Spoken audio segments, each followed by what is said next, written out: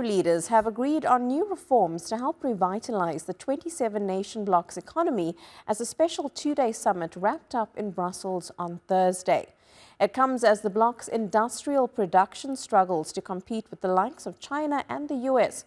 Policymakers have called for greater public and private investment. Recent data showed eurozone productivity fell 1.2% in the fourth quarter from a year earlier, while in the US it rose 2.6% in the same period.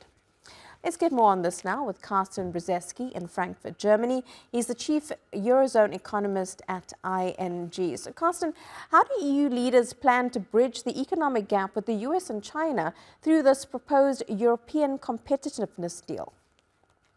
Yeah, good morning. Well, in all honesty, it is not a deal yet. It is intentions. And that is the typical European problem that finally is the awareness, the acknowledgement that Europe has fallen behind in terms of growth, in terms of international competitiveness. But the plan is only based on intention. And the intention is to strengthen capital markets, to boost investments, to also invest in digitalization, in education. But there is still big disagreement on how to get there. Well, amid these geopolitical tensions and economic challenges, what are urgent actions that EU leaders are considering in order to revitalize the bloc's economy? Yeah, I think they're talking again about the Capital Markets Union. That is a project that has been going on for more than 10 years already, actually since the start of the Euro crisis.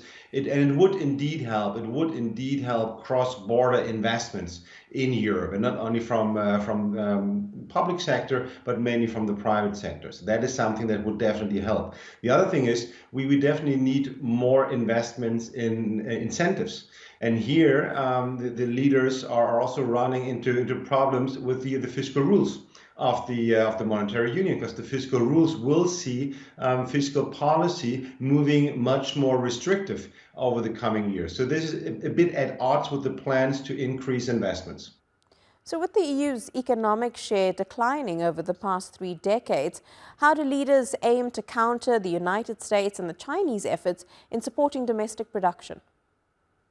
Yeah, what we definitely need in Europe is a big investment plan for both the public and the private sector. We do need investment in infrastructure, in digitalization, in education, in new technologies. Europe needs to become more independent of energy, so that the green transition could clearly be key in order to maintain and sustain the European economic prosperity. But to get there, we clearly need more investments. Council President in Frankfurt, thank you so much for speaking to us.